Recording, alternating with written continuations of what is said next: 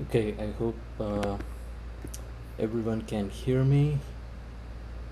Um, I see there are a couple of people in the chat. If you don't mind sending a test message. Okay, cool. All right. So I guess I'll just get started. It's 3 o'clock. Um, okay, welcome to the episode 4 of Proteus TV. My name is Santosh Manicka. I'm a postdoctoral scholar working with Dr. Michael Levin at Tufts University Center for Regenerative and Developmental Biology, and also the Allen Discovery Center. So for today, I just put together a casual presentation with the purpose of reminding us all of the role and the value of theory in biology, um, especially in this day and age, um, when there is a lot of focus on machine learning techniques, regression, data-driven modeling in general. Theory has been mostly, it has faded into the background. People still use theory, for example, in the field like biophysics, but it's a smaller niche, and people outside of the niche don't know the value of theory that much, including myself. My research lies somewhere in between theory and computational modeling, machine learning. I do use some theoretical elements, but I just took this opportunity to apprise myself of the history of theory and its role in biology, and how it has helped biology sort of unfold and unflower in a way. Um, so, and also, I'm taking this opportunity to share with some of you some of my findings um, um, while I was covering the literature for this. So what I'm gonna do is just walk you through just a bunch of examples, a sort of early examples, and then I will focus on a couple of specific examples that illustrate different ways of theoretical modeling that people have been taking in biology. So this is a casual informal presentation, and I'm not an expert in this area. I'm not a historian, but this is more like a historical um, um, um, presentation, but I also have more specific examples. So feel free to jump in anytime, post questions on the chat, or if you have any references or things that I've missed, please feel free to add them here. So theory is often synonymous with physics. Um, and so I want to start with a couple of examples from physics. I call them famous examples, but they're not as famous as, say, Newton's theory of gravity or even Einstein's theory of gravity and things like that. But these examples have a particular flavor to it, in that they make specific predictions of unseen entities. And in the next slide, I will show you analogous examples from biology. But I just thought it's cool to start with these examples from physics, because I think it will help set the stage better. So the first example is from astronomy. The second example is from elementary particle physics, so from two very different scales. I'm not sure how much you know about how the planet Neptune was discovered. It was actually discovered by way of a theoretical prediction. So in the early 19th century, we knew a lot about the solar system, all the way up to the planet Uranus.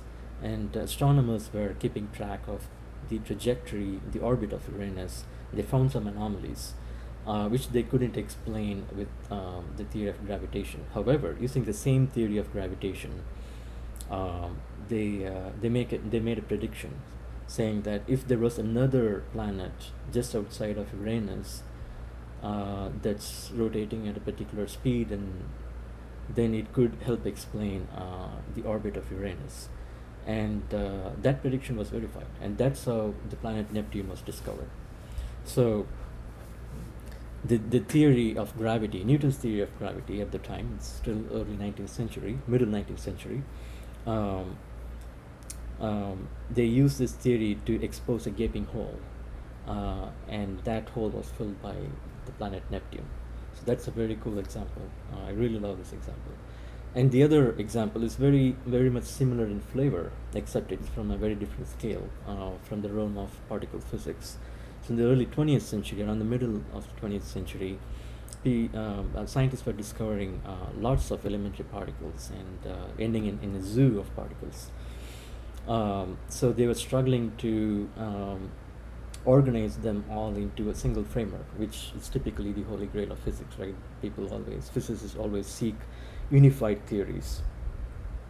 And so one thing that Murray Gell-Mann and his cohort did was organize the particles along two axes. One is called the strangeness. I don't know what it is. Let's just, for now, just take it as an axis, as a dimension. And the other is the charge of the particle, Q.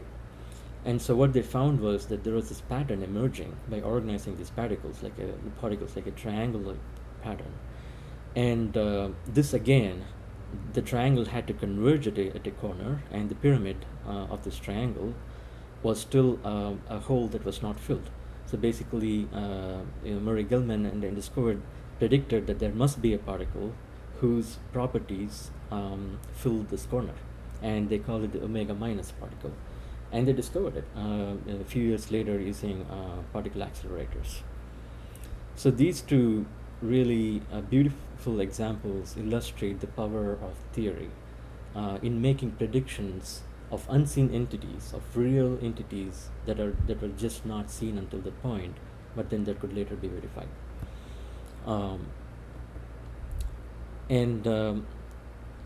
We have a few analogous examples from biology, but they are not as famous. At least for people outside of biology might not know this, including myself. I have a set of examples here which I was not familiar with until I discovered them in the literature. So the first example is Lord Rayleigh. In the early 20th century, he was interested in understanding the relationship between sound vibrations and the way we perceive them. So today it's called psychophysics, but I think he was one of those people who laid the seed for this field. So one thing that he was basically interested in understanding the mechanism of sound localization. So if the source of the sound is to the right of us, then we know that it's coming from the right. So one thing that he hypothesized was that for at least in the case of high frequencies, when the wavelength of the sound waves is smaller than the width of your head, then that could be used in principle as a way of distinguishing or localizing the sound source. However, that theory did not work for longer wavelengths, for lower frequencies, and we knew that we were still able to somehow pick them up. So he basically surmised that there must be some sort of neuronal vibrations that phase lock with these sound vibrations, and that should theoretically serve as a mechanism of sound localization. And that was actually a prediction that was verified 50 years later using modern techniques that scientists use to probe the brain and to record action potentials in neurons. That's really one of my favorite examples. The second example is the Hodgkin-Huxley model, which a lot of people know about, even people in biology and also in machine learning, because modern neural networks are sort of based off of Hodgkin-Huxley model. But one thing that I'm not sure a lot of people know is that their model actually hypothesized ion channels, which we now take for granted. The sodium and potassium ion channels is something that was hypothesized at the time when they introduced the model. But the ion channels were actually cloned and verified in actual reality, like almost 30 years later. So this is another beautiful example of the power of theory. The third example is more niche, like so this is an example from enzyme kinematics, but a lot of people are familiar with the sigmoid function, which is very popular in machine learning, but Michaelis Menten actually discovered the Hill function, which is the other name for sigmoid function. They're equivalent. And they proposed, they used that curve to make predictions about the rate of production of products when enzymes react with substrates. And their simple formula, which is the Hill function, made very precise predictions. However, it sort of hid the fact that there must be a sort of enzyme substrate complex that explains why the Hill function saturates, the sigmoid function saturates at very high levels of the input enzyme or the input substrate. And they surmised that there must be a biological complex known as the enzyme substrate complex, which is a hidden variable of sorts in their model. And that was actually later verified, again 30 years later, after this model was proposed. The last example is from the field of genetics. Now we know a lot about genes and DNA and epigenetics and all sorts of stuff, but back in the early 20th century very little was known. But around that time Gregory Mendel had conducted a lot of experiments in heredity, and there was a theoretical framework laid out by Thomas Morgan, who had surmised the discrete nature of genes that could explain Mendel's observations.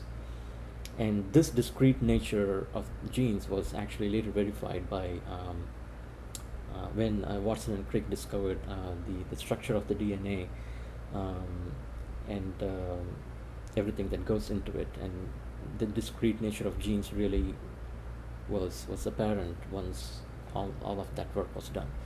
However, the theory part was done many years before, and the discrete nature had already been surmised, and that was later verified. So again, all of these examples beautifully illustrate the power of theory, not only in physics but also in biology. And I think it is important for us to keep in mind all of this history that has helped biology develop as a field. So before I dive into a couple of specific examples, I just wanted to take a step back and ask, what is the purpose of a model, right? We have looked at these examples, but let's think about what a model does in general and what a model is in general. So I think a model is nothing but a code that generates the observations, and that code doesn't necessarily have to be in the form of equations. They could also be in the form of a computer model, a program, a software program, which I will talk about in a little bit. But be it a mathematical expression or a computer program, a theoretical model is nothing but a code that explains the observations. And it also generates or inspires new experiments and provides new insights, as we saw in the examples before. And it guides data collection, as we saw. It also suggests dynamical analogies. I haven't explained this much, but I think just citing the example of the analogy between how epidemics spread, how diseases spread among populations, and the analogy of that to how cultural and social memes spread on the internet. And I think there are models, common models that explain both of these phenomena. However, one thing that we should all keep in mind is sort of the idea that we shouldn't really take models too seriously, in the sense that models are not descriptions of reality per se. They are just descriptions of our assumptions about reality, and that's something we as scientists we should keep in mind. Let me so given this, I just want to start with a simple example of a theoretical model before I dive into more complex models. Which is a theory of diffusion, and the diffusion is a phenomenon that pervades both physics and biology. So it's a very common phenomenon, so people understand it, but there is a little bit of theory behind it, which is what I want to show in this slide. So let me first start with the illustration of what I mean by diffusion. So here's an example of a box with two compartments. Left compartment has more particles, and right compartment has fewer particles. They're separated by a porous membrane that can allow the transmission of particles across the membrane. So if you just leave it, let it unfold over time, what we will find is um, that they tend to equilibrate, meaning the proportions, the concentrations of the particles in either compartment would tend to be the same. That's created, that's caused by diffusion. And Fick, I think Adolf, that's his first name, Adolf Fick, proposed laws of diffusion using mathematical expressions that describe this phenomenon. And his first law of diffusion is described using this formula known as the Fick's law, first law of diffusion, which basically describes or calculates the diffusion flux, which is the number of particles that cross a unit area of this membrane. And the formula basically says that that flux is directly proportional to the concentration gradient, which is the difference in the initial concentration of the molecules. So this is a very simple law. This is very easy to understand, and this also is a very macroscopic law. It's a very high level law. However, this formula can actually be derived using microscopic behavior, based on the assumption that every particle has a 50% probability of going left or going right. You can just use this assumption by writing down a simple equation, and then using Taylor series like expansion, you can basically simplify the calculation and arrive at this expression. The point being that you can understand the same phenomenon from a very different perspectives, a very microscopic perspective and a macroscopic perspective, using a high-level mathematical formula like this. So this is one of my favorite examples that sort of illustrates the power of theory across different scales. Theory is not, there is no privileged scale to theory. You can formulate theory at any scale. So that's what this simple example illustrates. And if you want to know more details about how that calculation was done, you can take a look at this paper. It really beautifully explains how that's done. One difference between physics and biology, though, is unlike physics, where there is a tendency for standard theories that explain, like standard unified theories that explain a phenomenon, for example, Maxwell's equations of electromagnetism, or even gravity. But in the case of gravity, we do have the Newton's equations, but also there is Einstein's equations. But those are the two sort of standard, well-established theories. There is also quantum theories of gravity, but they are still under development. But biology is much more messy compared to physics. It's so complex that it's been quite difficult to propose unified or standard theories of biological phenomena. Biological phenomena are also so complex. There is it's not like there is just gravity, there is nuclear forces, and there is so much happening. There's patterning and embryogenesis, and almost everything in biology is a phenomenon in a way. So the biology abounds with multiple theories that could explain the same phenomenon. So that's another thing, and which is what I want to present in the next a few slides. One of a popular biological phenomenon that people study, scientists study a lot, is patterning, patterning in embryos especially. And so I want to walk you through a couple of slightly different approaches to understand patterning. One is a more theoretical and less computational model of patterning, which is proposed in the early, like in the 1970s. And the second example is a more computational, less theoretical model of patterning, which was proposed in the early 2000s actually.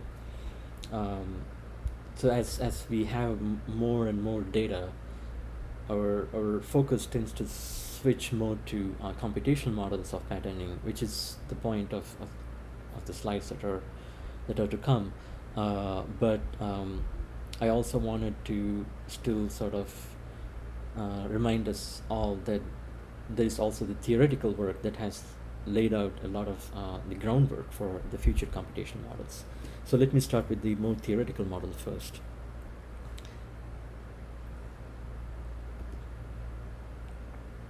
So embryos are so fascinating. So here's a video of a zebrafish embryo that is developing from a single cell, and it's getting complex. But what I want you to observe is that it develops something called somites, striped patterns along the tail. I'm not able to use my pointer here on the video, but I hope you can see that the tail develops, as the tail elongates, it develops striped patterns. And these are called somites. Let me play this again. So if we look at the tail, you see that patterns slowly form, and as the tail elongates, the patterns form. More and more of these stripes appear. And the function of these stripes is basically to they sort of some of these stripes differentiate into various structures. So I'm not sure, I'm not a biologist, I don't know the details, but I think the anterior structures differentiate into the head portions, and the posterior structures differentiate into the tail portions or the posterior portions of the adult. So basically those patterns supply information for downstream morphogenesis, and that's why those patterns form. But then in the early 1960s and 70s, scientists did not know how those patterns formed in the first place. And in the 1970s, I think, Zeeman and Cook proposed this simple theoretical model, which is illustrated in this video here. It has just two main components, a genetic clock and a growth factor and a wavefront of morphogen. And the interaction of these two factors basically produce the somite. So the basic idea is that as the embryo elongates its tail, new cells form, but every cell has a genetic network inside it, and there are some genes that oscillate their expressions. And outside of these cells, there is a growth factor. So the embryo is growing, right? Which is because the cells are secreting the so-called fibroblast growth factors, or FGF for short. And so when these two factors interact, somites form. So basically, when the wavefront of the FGF, so there is a wavefront because the FGF is secreted as the embryo grows, and so it flows like a wave. And when the wavefront coincides with the uptick of the genes in the cells, that's where the somites form. So that's what you will see in this video. So the genetic clock keeps ticking, but then when there is an uptick, and if the FGF wavefront coincides with that uptick, then somites form. That's where the somites form. This is a very, very, very simple model that explains the emergence of this patterning. But at the time,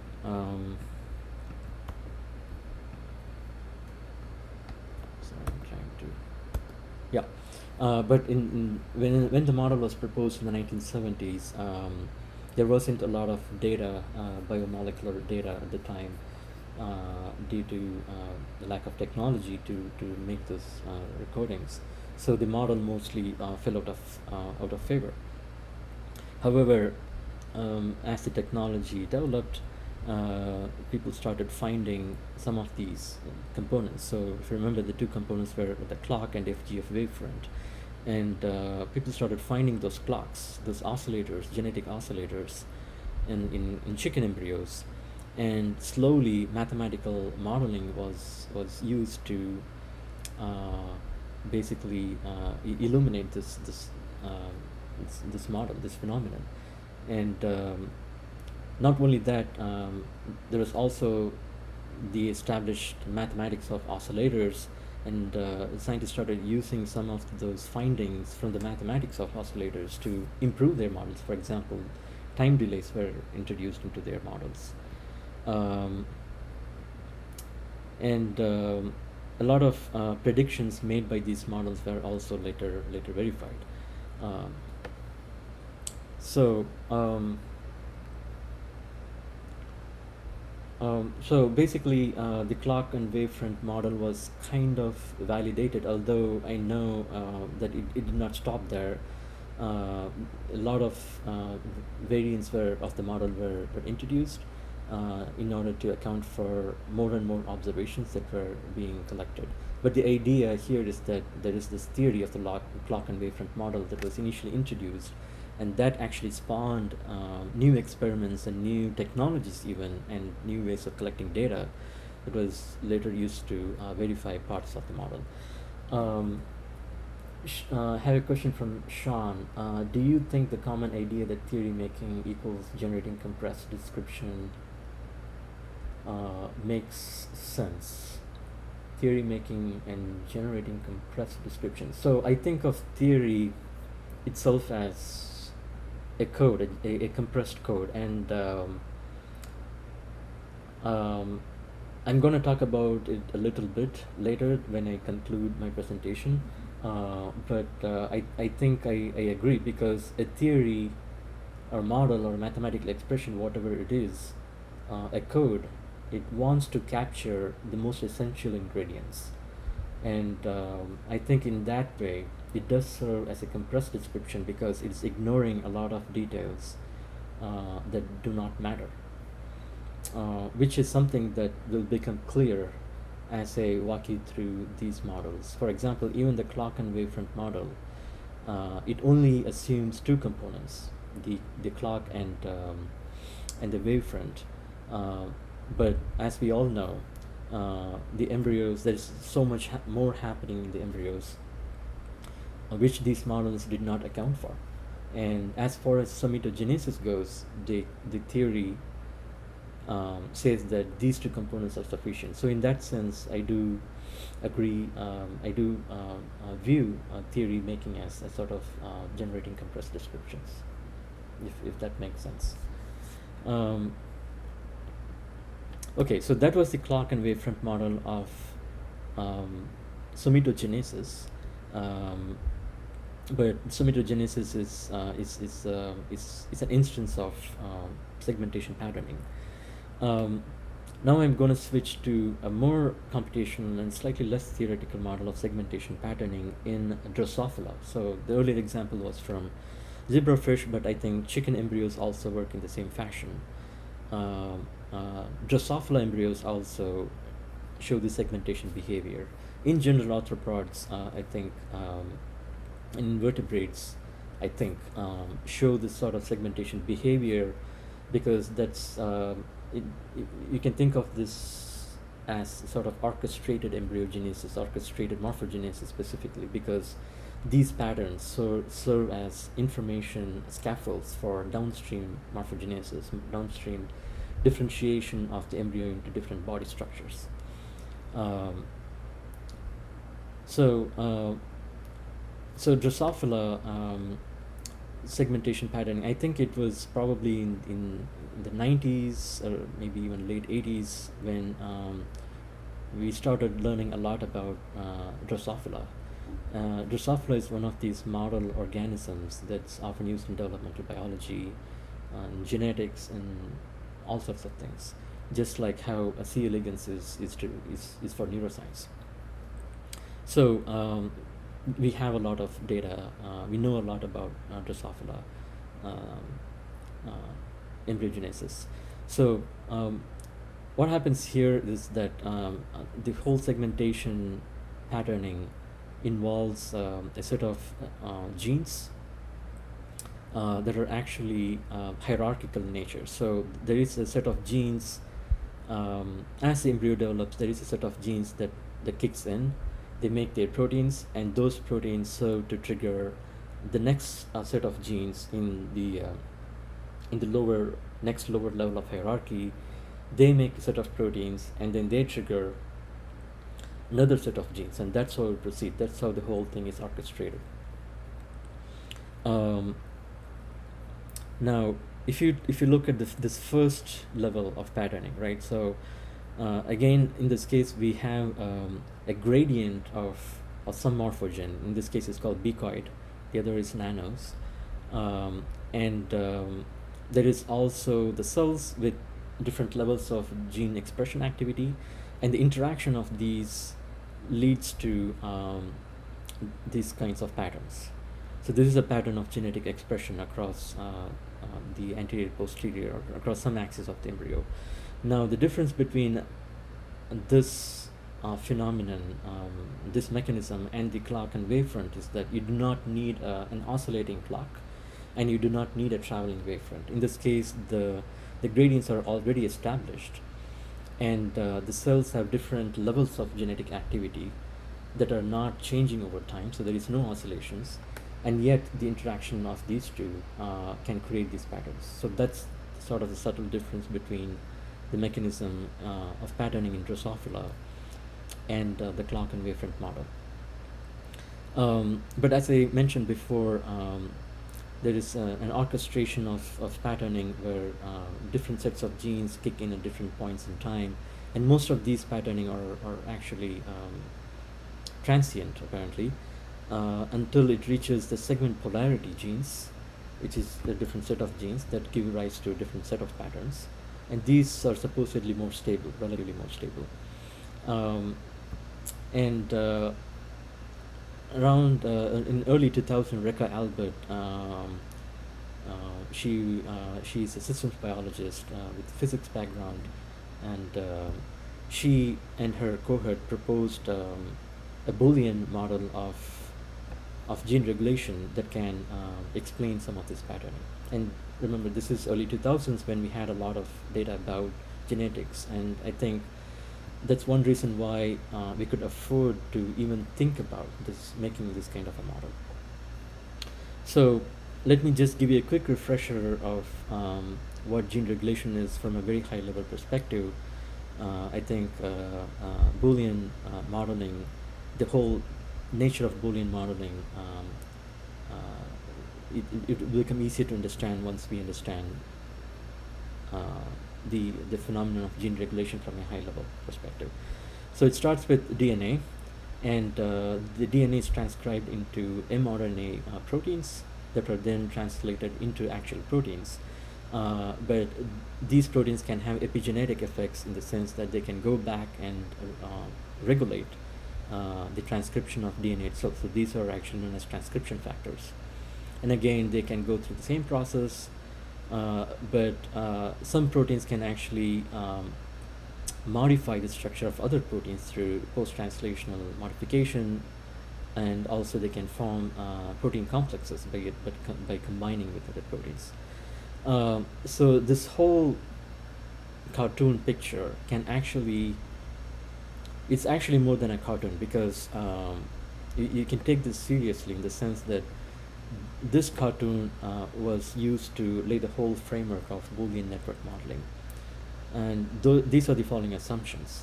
The assumptions are that the state of mRNA or protein could be binary. You can just say that the mRNA was transcribed, it was translated into a protein, or you can just say it was not translated into a protein.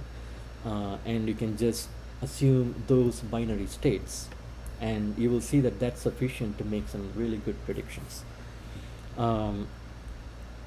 And you can assume that time proceeds in clock steps, and that's again sufficient. But in actuality, there is no clock, there is no CPU like a computer that's sending out these clock signals at a certain rhythm. Everything in biology is asynchronous, well, most of the stuff. Um, but the assumption of a clock like signaling is actually it's sufficient for some purposes, especially for something like patterning in Drosophila. And you can make assumptions like the proteins are synthesized in just one time step, one of those clock time steps, and they decay in one time step at a certain rate, and things like that. So basically, this is the whole phenomenon of gene regulation can be discretized into a Boolean model by making these assumptions. And again, in this sense, I think that this is theory making, even though this is not a conventional theory like a mathematical theory. This is a computational theory in a way, but again, it has a theoretical flavor in the sense that a lot of biophysical details are thrown away, and still, as you will see, that it can be useful, helpful in making predictions. So Reka Albert and her cohort, they made a Boolean model of these genes. So there is a set of segment polarity genes. Like I said, there's a whole family of genes involved in segmentation, and segment polarity is one of those downstream phenomena that's enabled by a small set of genes. We don't have to get into details of what those genes mean. In this figure, the things that are represented in lower cases mean genes, the others are proteins. For example, wingless is WG, so this is the gene that's translated into the wingless protein. And hedgehog gene is translated into hedgehog protein.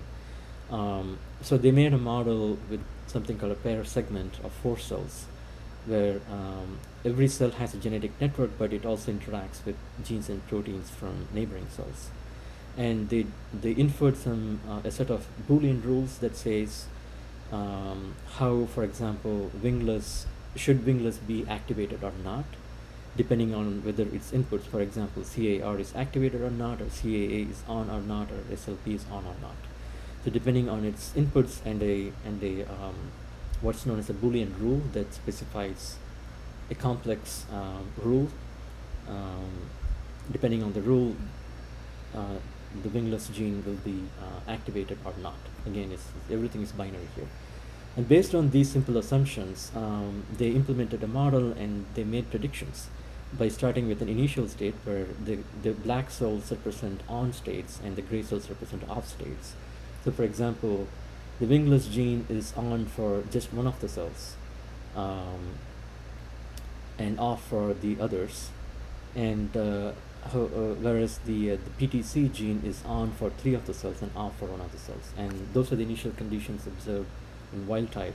And when they ran this model, the model predicted these final states where, for example, the PTC is on and off alternatively.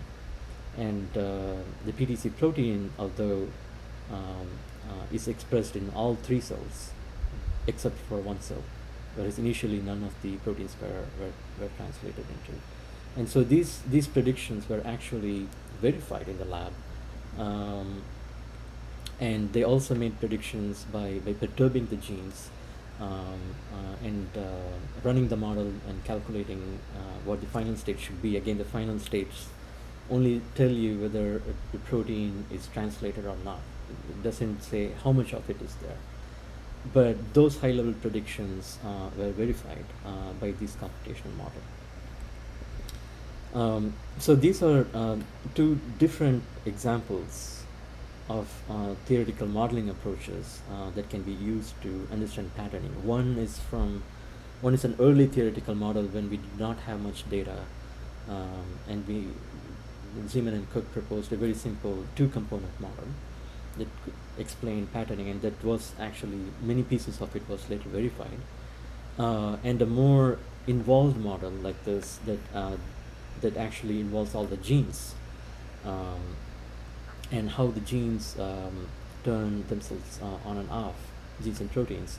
And but yet this was not a very detailed model, in the sense that a lot of parameters were thrown away, and still they served as predictive models.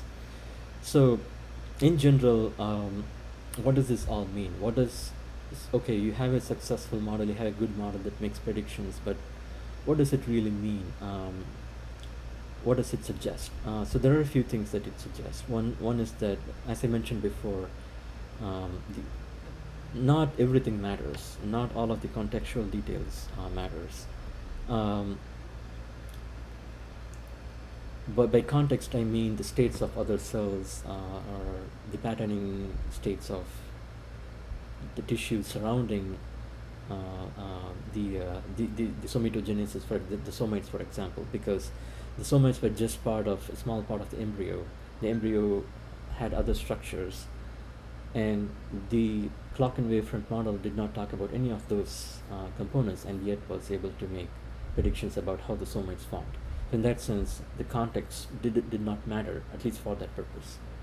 And again, not all the biophysical details matter. So for the clock-and-wavefront model, did not matter the exact concentrations of the molecular gradients. For the Boolean models, it did not matter for the what the kinetic parameters were, and this is a sort of joke that I pulled from one of Richard Feynman's lectures, where he says that physics laws always behave the same for everyone. Doesn't matter what your name is or where you're from. Even though it's a joke, it does make a lot of sense. And in that sense, again, it goes back to the idea that theory and physical laws and even biological laws are compressed descriptions, where a lot of things do not matter. But also, theoretical modeling is kind of intuition-driven modeling. If you look back at the examples that I went over earlier, today a lot of modeling is driven by data, which makes sense. We have a lot more data, and of course we will have better and better models. But we also suffer from this drawback that, like, as useful and predictive as those models are, we do not really understand them. Intuition helps come up with models that we can understand, because intuition it stems from understanding in a way. It could be wrong, but still, it's human-driven models. Let's put it that way. So that's that, and I just wanted to list a couple of caveats to the whole approach of modeling. One thing is that models cannot replace experiments, nor can they prove that they are the only mechanisms at work. They only describe sufficient conditions, especially when it comes to biology. As I showed you before, the same phenomenon of segmentation patterning can be described by different models, and different biological systems may use those different models. It may also be true that some phenomena can be described by only one kind of model, and its biological systems all use the same kind of mechanism. That could be true as well. But in general, models serve as sufficient conditions, and they propose a sufficient mechanism for explaining an observed phenomenon. Also, models should be determined by the questions being asked and the data that is available, especially when it comes to theoretical models, because I'm familiar with more sort of explorative modeling that's happening these days with the deluge of data. Sometimes we do not know what to do with it, and so we do explorative modeling, and I think that's a legit, valid, and useful, valuable approach as well. But we should also, when it comes to theoretical models, I think they should be determined by the questions that we ask. We start with hypothesis, and then we propose a model. That is one way of doing it. Especially, that's how theoretical models work. So I would just like to conclude with a sort of poem, just for fun, saying that the model is like a useful poem. Um, it's like, for example, if you take the brain, um, a model of the brain could be anything. It's subtle, but it's fungible, meaning it's replaceable. Um, but any particular model is like a description. It's a compressed code that picks out the basic ingredients of a very complex thing. Um, so in that sense, I think the model is like a useful poem. So that's where I would like to conclude. Sean has another question. Doesn't that mean that compression is not sufficient to describe what theory is or does? Can probably compress the facts on the ground better in a data-driven way. I agree. Like I said, I think intuition-driven modeling is just one way of going about things, and I think modern approaches should consider both, where you start from intuition, and then you also make use of all the wonderful data that we have, and perhaps meet at the center. And I think that would be a very fruitful approach, and in some ways better, because that also helps answer the question of, helps solve the riddle of interpretability, which is a huge problem in purely machine learning perspectives or data-driven modeling. So I would personally prescribe for a combination of the two. So that's what I think. But that's all I had. We have 10 more minutes if you want to discuss anything else. Any more questions, any comments, or if you have other cool examples of theoretical models or whatever kind of models that might fit into this broad discussion, please feel free to share them now, or we can just part right here. I'll just give us all a minute or two before. If you don't have any comments, questions, I'll just sign off.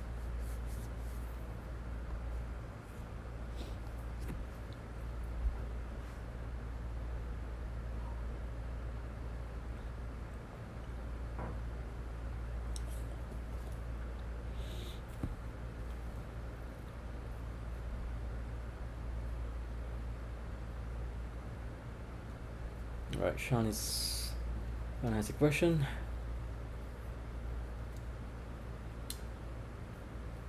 Do you know of any examples of biological models that combine an intuitive data-driven approach? Good question. Well, I will take the liberty and blow my own trumpet here, because my own recent work kind of involves that sort of approach, where we have been developing a model of patterning again, but the model itself is not fully data driven, and at the same time it's not fully intuition driven. It's a model that assumes biological priors, in the sense that one of the established biological facts is that cells do have genetic networks, and there are certain characteristics of signaling. For example, the signaling is only local. It tends to be local during at least embryogenesis and things like that. So the model assumes some of those broad qualitative features. So they are driven by biological facts, but not by biological data. So, and yet it's intuition driven, in the sense that the model is simple. The model itself is not a sophisticated model. It does not. It's actually a one-dimensional model. It's not even two-dimensional. So, in that sense, we come from a simplistic perspective, but at the same time, the model assumes certain biological priors. So, other than that, I'm not sure if there are good examples in literature. I'm pretty sure there are, and I'm ignorant of it. But I don't know.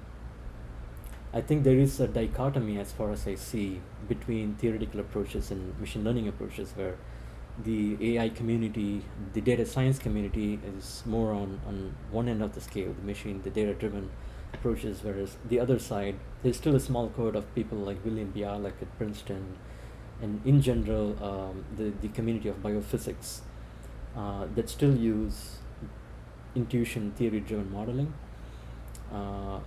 But I don't know if there are people at the interface of the two. But a good question.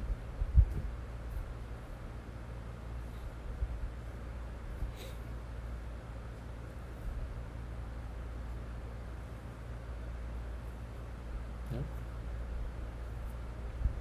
Sean, did you still have a question? He said he's typing a question, but I wasn't sure.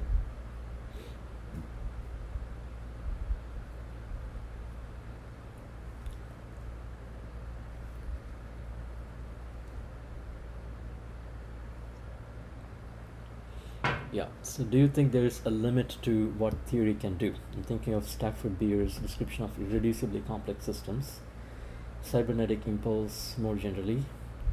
Kaufman's alternative is that there are generic features that are amenable to theory, but details will be outside of our grasp.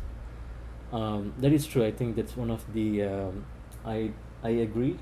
That is, I think, as as we as we gather more and more data that reflect the underlying complexity of biology, perhaps that's the end that we will reach, and perhaps we will all end up with models that are incredibly predictive, but incredibly uninformative. But that does not mean that we should stop theorizing. I think, I think as humans, we should strive to use our intuitions in a way, and although intuitions could come with bias, again, that should not be a reason why we should stop theorizing. Um, um, yeah, the irreducible complexity is something that is even in physics, right? We have this three body systems. We do not have a physical theory that can explain the behavior of simple three body systems. Two bodies, yes, but three body systems, no. And I think that comes down to the irreducible complexity. The other example is Lorenz's equations, logistic equations that show chaotic behavior. Very simple set of equations that show very, very complex behavior, and we know how to characterize the chaoticness of the behavior, but we still cannot really predict, say for example, the states of the variables in Lorenz's equations, or the states, the positions, the momentums of the bodies in the three body system, like at time equals infinity, given the initial conditions, using a simple mathematical expression. We cannot do that. And yes, so I think biological systems may have some of those properties, and although it is a good question of whether there are chaotic biological systems. There are arguments that say biological systems have evolved for their amenability to control techniques, so for better controllability. And so in that perspective, perhaps they are simpler than some of these hypothetical physical systems that just cannot be predicted, and there is no theory that can explain their behavior. So perhaps most biological systems are simpler in that sense, but of course complex in terms of the number of dimensions, the number of moving parts. So yeah, I'm just thinking out loud here. So of course there is no. Yeah, I think we should only wait and see how and where theory is going to take us. I'm just saying that we should keep striving for theoretical understanding. Even knowing we can't predict long-term behavior three-body systems is useful theoretical knowledge. Yeah, shut up and compute. Yes, yeah, you're right. There's a whole slew of problems in computer science that are unsolvable, and there is theory that can prove that they are unsolvable. And so yeah. So again, theory is helping us here, right? And so yeah, good, good points.